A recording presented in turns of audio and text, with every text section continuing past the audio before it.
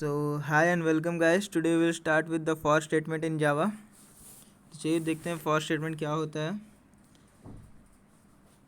तो इसमें ये है कि the for loop is the most widely used Java loop construct. तो for loop सबसे ज़्यादा यूज़ किया जाता है. The structure of the Java for statement is as below. तो इसका structure कैसे लिखा जाता है वो बताया जा रहा है. तो इसमें क्या है कि for लिखा जाता है, फिर counter is equal to initial value, फिर एक सेमी कॉलम दिया जाता है, फिर टेस्ट कंडीशन, फिर एक सेमी कॉलम, फिर चेंज काउंटर. ये तीनों इसमें होता है और फिर ये इसको एग्जीक्यूट करने के बाद ये एग्जीक्यूट होता है. तो इसमें होता क्या कि इस पर आपको एक वैल्यू इनिशियलाइज किया जाता है. फॉर अगर ये एक कोई वैल्यू मान ली ए इज इक्वल टू 1 दे दिया गया और उसके बाद एक टेस्ट कंडीशन रखा जाता है. अगर ये चीज़ आपका हुआ, अगर ये ट्रू हुआ या फॉल्स हुआ तो उस हिसाब से ये स्टेटमेंट चलेगा. उसके बाद फिर आपका ये चलता है और उसके बाद फिर आपका ये इसमें जाएगा. उसके बाद फिर आपका ये स्टेटमेंट जो है वो आपका एग्जीक्यूट करेगा. ये इसको एग्जीक्यूट करने के बाद तो इसमें क्या है देख लेते हैं. Semi column separate the 3 parts for a loop of a for loop. For loop में 3 पार्ट होता है, पहला, दूसरा और तीसरा, और 2 सेमी कॉलम से इस तीनों को सेपरेट किया जाता है. The initial value initialize the value of the loop counter. इसमें एक इनिशियल मान ली ए इज इक्वल टू 1 जो किया जाएगा इनिशियलाइज, तो वो बस इस फॉर लूप के लिए ही वो काम में आएगा. ये इसके अंदर कोई नेस्टेड, इसके अंदर जो कोई सब लूप होगा फॉर का या किसी भी चीज़ का, तो उसमें ये ए इज इक्वल टू 1 काम आएगा, लेकिन इसके बाहर काम नहीं आएगा. तो the test condition test whether the loop should be executed again. तो इसमें ये ट्रू या फॉल्स ये टेस्ट कंडीशन करेगा कि इसको फिर आगे इसको एग्जीक्यूट करना है या नहीं. The loop is exited when the test condition is false. अगर लूप फॉल्स हुआ, टेस्ट कंडीशन फॉल्स हुआ तो लूप आगे नहीं बढ़ेगा. The step updates the counter in each loop iteration. एक लूप जब घूम जाएगा तो जो ये चेंज काउंटर है ये अपडेट करेगा आपका ए का वैल्यू को. For example consider the following loop that print the square of number 1 to 5. तो इसमें भी 1 to लेके 5 तक का नंबर का स्क्वायर आपको करने बताया जाएगा फॉर लूप से कैसे करना है. तो सबसे पहले आपको for int is equal to 1 लेना है, एक नंबर स्पेसिफाई कर लेना है, आपको इनिशलाइज करना है. फिर आपको यहाँ एक टेस्ट कंडीशन डालना होगा, नंबर इज़ लेस देन और इक्वल टू 5.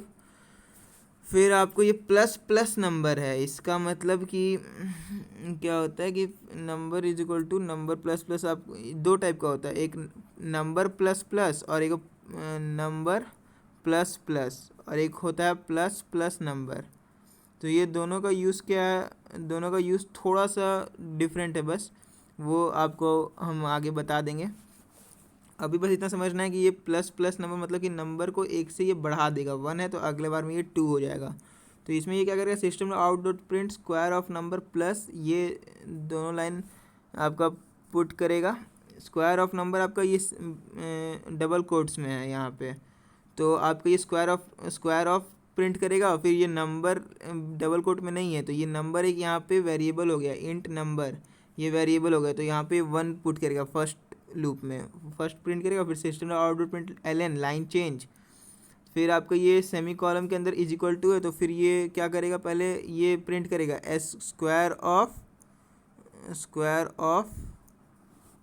1, और फिर यहाँ पे ये इज इक्वल टू प्रिंट करेगा क्योंकि ये डबल कोट में है. फिर नंबर इंटू नंबर, पर इसमें डबल कोट नहीं है, ये क्या करेगा कि वैल्यू प्रिंट करेगा. तो 1 नंबर ये 1 इंटू 1 हो जाएगा. नंबर का वैल्यू इस बार 1 है तो 1 इंटू 1 इज इक्वल टू 1, तो square of 1 is equal to 1 आएगा प्रिंट हुआ.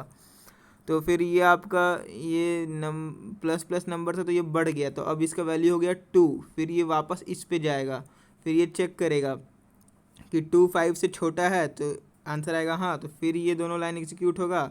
फिर यहाँ पे बढ़ जाएगा, फिर ऐसे ही चलते रहेगा ये. When the loop begins, जब लूप पहली बार स्टार्ट होगा, the variable number is set to 1. जैसे हम आपको बता रहे थे अभी। Then the test condition, test whether loop variable number is less than 5, तो जो कंडीशन दिया रहेगा उसको चेक करेगा। If it is the body of the loop is, if it is मतलब अगर ये ट्रू आया तो the body of the loop is executed, body आपका ये हो गया दोनों line. The square of one is printed, then the step then increment the count by 1, तो फिर ये प्लस प्लस नंबर जो था यहाँ पे वो क्या करेगा कि आपका 1 जो इनिशलाइज किया था 1 का वैल्यू को 2 कर देगा। The test condition is tested again, फिर टेस्ट कंडीशन में वापस जाया जाएगा। If it is less than 5, अगर वो फिर से ट्रू हुआ जो कि मतलब लेस देन 5 हुआ या 5 के इक्वल हुआ तो फिर से बॉडी को एग्जीक्यूट करेगा ये दोनों लाइन को। The square of the variable number is printed, तो फिर उसका उस नंबर का स्क्वायर हो जाएगा, 2 का 2 into 2 4। When number exceeds 5 the loop is exited, जब 5 से बढ़ेगा जब फॉल्स हो जाएगा तो फिर लूप बंद हो जाएगा। The output from the program is square of numbers from 1 to 5, तो 1 से 5 का जो नंबर प्रिंट होकर आएगा उसका स्क्वायर भी प्रिंट हो जाएगा। In English we read the loop above as follows, तो कैसे आपका ये इंग्लिश में पढ़ा जाएगा वो बता रहा हूँ, मतलब कि क्या है देखते हैं। For number is equal to 1, number is less than और equal to 5, execute the body of the for loop, increment number, loop back to the test condition. तो इसमें क्या होगा क्या वो आपको इंग्लिश में मतलब कि सिंपल लैंग्वेज में बताया गया है कि पहले आपका फॉर नंबर इनिशलाइज किया आप, उसके बाद आपका टेस्ट कंडीशन से चेक किए, उसके बाद आपका टेस्ट कंडीशन ट्रू आया तो आप लूप को बॉडी को मतलब जो प्रिंट करवाना है वो आप प्रिंट करवाए, उसके बाद फिर आप नंबर को इंक्रीमेंट करवाए, फिर लूप वापस इंक्रीमेंट हुआ तो नंबर का वैल्यू 1 से 2 हो गया या 2 से 3 हो गया या 3 से 4 हो गया या जितना भी एक बढ़ गया, बस इतना समझ लीजिए। तो और जब एक बढ़ गया तो उस बढ़ने के बाद आपका लूप सेटिस्फाई फिर से कर रहा है कि नहीं वो फिर चेक होगा, फिर किया तो फिर वही लूप बनते रहेगा, इसी को लूप कहते हैं। अगर कंडीशन ट्रू है तो बार बार घूमना जब तक ये फॉल्स ना आ जाए। तो the loop given above counts up the loop index, तो जो लूप है वो लूप इंडेक्स पे काम करता है। It is an incriminating loop, ये क्या है कि लूप बढ़ रहा है, ये प्लस प्लस था ना वहाँ पे तो ये लूप हमेशा बढ़ेगा। We can also count down in a loop for a decrementing loop, the following decrementing loop will execute 5 times. तो इसमें क्या है कि इसमें भी आपको 5 से 1 तक नंबर प्रिंट होगा, और इसमें क्या होगा कि आपका बड़ा से इसमें क्या था कि 1 फिर 2 फिर 3 और फिर 4 और फिर 5 का स्क्वायर प्रिंट किया। इसमें क्या होगा पहले 5 का करेगा, फिर 4 का, फिर 3 का, फिर 2 का, 1 का। ये इंक्रीमेंटिंग ऑर्डर हो गया, ये डिक्रीमेंटिंग ऑर्डर हो गया।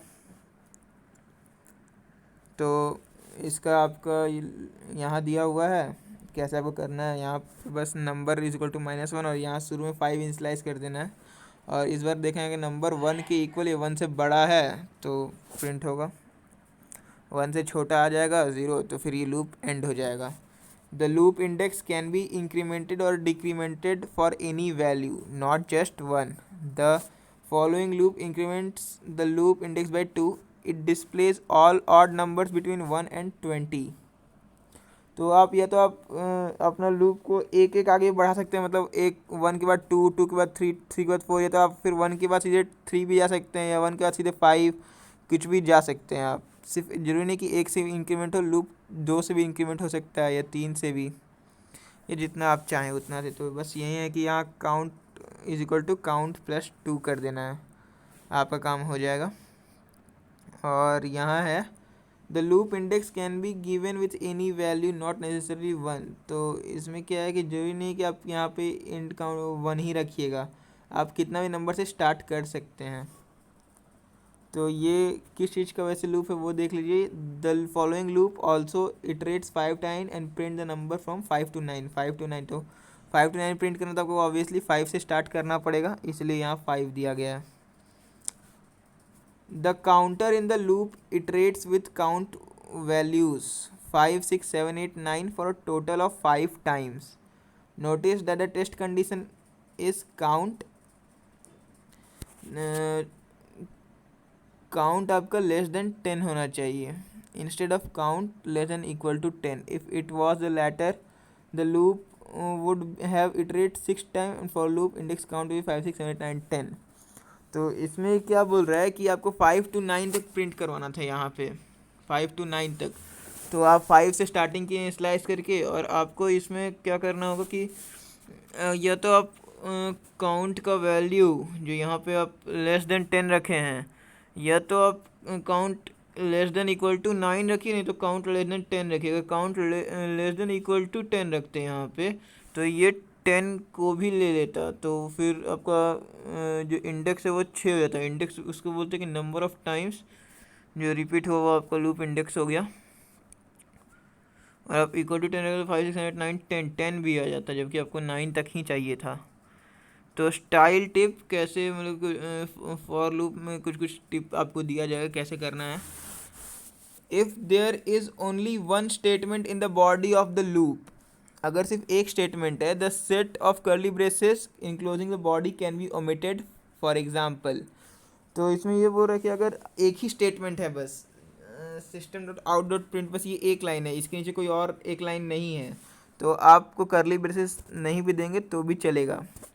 You can use multiple items in the initialization and the updation part of the loop by separating them with comma operator। तो इसमें ये बोल रहा है कि जो नहीं है कि आप सिर्फ a ही इनिशलाइज कर सकते हैं, a इज इक्वल टू 1, आप a is equal to 1, b is equal to 2, c is equal to 3 कर सकते हैं, कोई दिक्कत नहीं है। बस करना क्या होगा कि ये जब आपका फर्स्ट पार्ट होगा इनिशलाइज करने वाला, उसके बाद आपको एक सेमी कॉलम देना है, लेकिन उसके अंदर अगर आप 2-3 पार्ट को इनिशलाइज कर रहे हैं तो एक सिंपल कॉमा सबके बगल में दे देना है। जैसे कि यहाँ a इज इक्वल टू 1 होता तो a इज इक्वल टू 1 कॉमा b इज इक्वल टू 2 कॉमा c इज इक्वल टू 3, और उसके बाद फिर सेमी कॉलम, उसके बाद फिर आप टेस्ट कंडीशन देते हैं for x is equal to 0 comma y is equal to 10 semi column.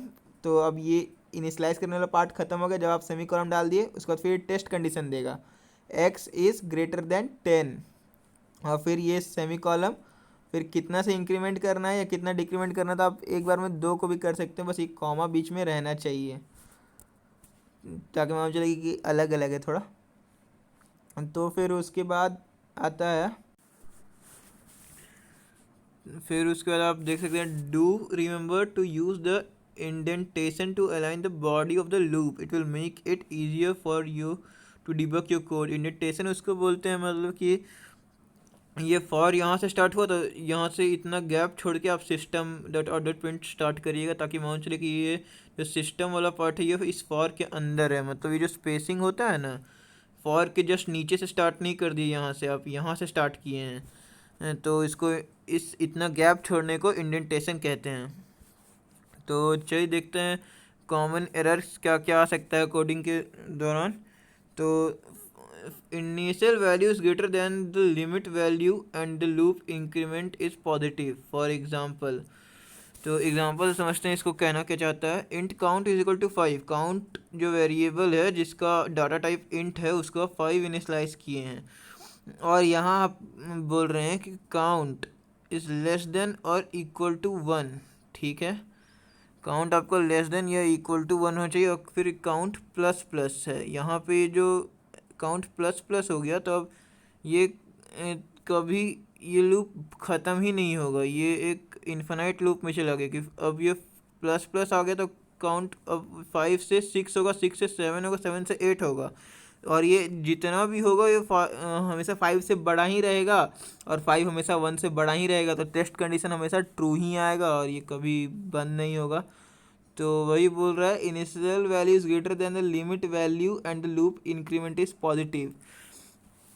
या तो इसको 5 जो यहाँ पे है, या तो इसको 1 से छोटा होना चाहिए था, मतलब -2 -1 होता तो फिर ये धीरे धीरे इंक्रीमेंट करता तो 1 तक आता, और फिर जैसे ही 1 से बड़ा होता तो फिर ये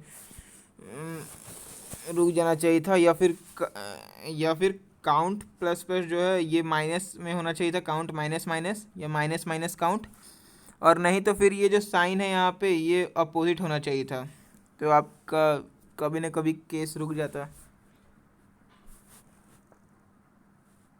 उसके बाद आपको है in this case the body of the loop will never be executed, ये कभी एग्जीक्यूट होगा ही नहीं। इनफाइनाइट लूप है तो ये स्टॉप हो जाएगा। Initial value is later than the limit value and the loop increment is negative. तो यही चीज़ है, बस इसका अपोजिट कर दिया गया है सब चीज़। तो इसमें int count is equal to 1 रखा गया है, काउंट को 1 रखा गया है, फिर काउंट लेस देन और इक्वल टू 5, और ये काउंट माइनस माइनस में, यहाँ प्लस प्लस हो जाता ना तो फिर ये ख़राब नहीं होता, कोडिंग एरर नहीं आता। तो इसमें क्या है कि हमेशा अब ये माइनस माइनस लगे तो 1 से छोटा हो जाएगा, 1 0 फिर -1 -2, और हमेशा ये 5 से छोटा ही रहेगा। नहीं मतलब ये 5 से बड़ा कभी नहीं होगा, तो फिर ये क्या हो जाएगा कि काउंट जो है वो 5 से बड़ा कभी नहीं होगा, तो फिर ये भी लूप एग्जीक्यूट करेगा ही नहीं कभी। फिर क्या होता है कि placing A semicolon at the end of a for statement. तो जब आप फॉर लिखिएगा तो यहाँ पे सेमीकोलन नहीं डालना है, यहाँ पे आप स्टेटमेंट के बाद डाल सकते हैं, जैसे कि यहाँ पे फॉर था और फिर सिस्टम डॉट आउट प्रिंट आया तो यहाँ सेमीकोलन स्टेटमेंट में डाल सकते हैं, मतलब बॉडी में।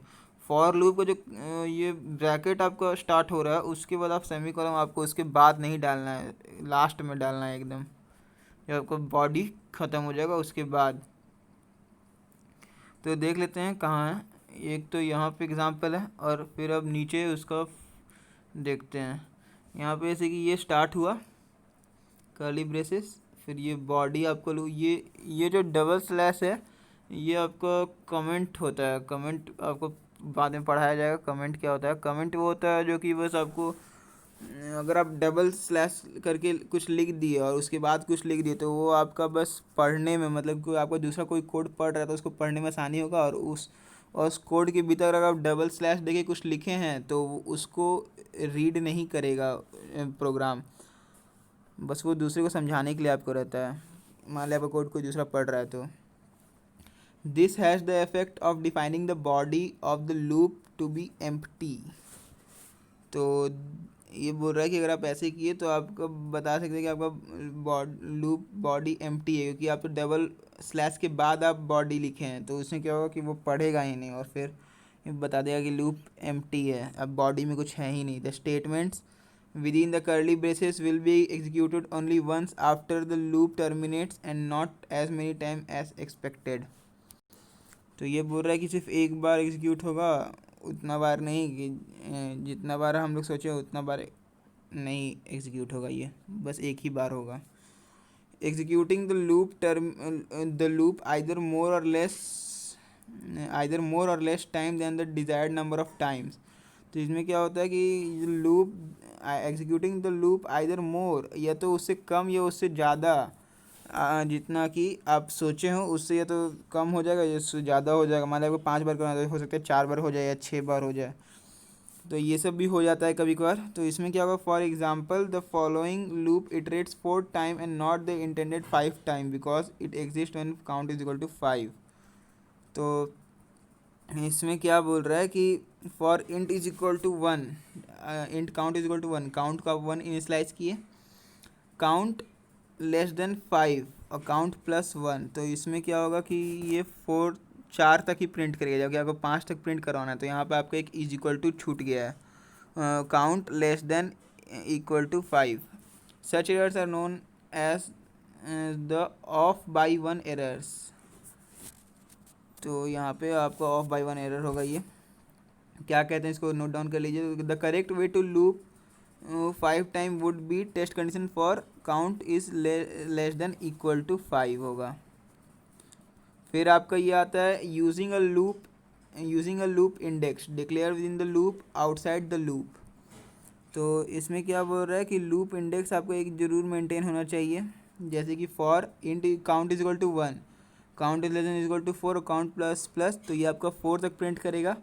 फिर आपका ये बता रहा है कि system output print LN count, और फिर आपका एक सेमी कॉलम आया यहाँ पे, और फिर आपका कर्ली ब्रेसेस बंद हो गया, यहाँ स्टार्ट हुआ था फॉर के लिए, फिर यहाँ बंद हो गया। फिर आप system output print LN count फिर लिखे आप, तो ये जो चीज़ है ये एरर हो गया, ये है एरर आपका, क्योंकि आप को ये यहाँ पे देना चाहिए था कर्ली ब्रेसेस। एक यहाँ स्टार्ट हुआ तो अगर आपको 2 करना है तो कभी कभी क्या होता है कर्ली ब्रेसेस पहले ही बंद हो जाता है, यहाँ पे हम लोग बंद कर दिए, यहाँ स्टार्ट किए और यहाँ बंद हो गया। The scope of the variable count is only with in the body of the loop, it is not visible outside the loop. तो ये क्या करेगा कि जो declare with in loop outside the loop using for loop index. तो इसमें क्या होता है कि ये सिर्फ वही चीज़ एग्जीक्यूट करेगा या वही चीज़ इंस्टेंस रखेगा जो कि इस लूप के बॉडी में है। उसके बाहर आपको ये जो काउंट हो गया या फिर ये जो पूरा स्टेटमेंट हो गया कोई काम का नहीं है। अगर आप चाहते हैं कि इसके अंदर एग्जीक्यूट हो तो आपको कर्ली ब्रेसेस के अंदर लिखना पड़ेगा। तो thank you guys, this is all for loop. Next हम लोग टॉपिक स्टार्ट करेंगे जो कि होगा एरेस। ये हम लोग का नेक्स्ट टॉपिक है। So thank you guys for now, bye.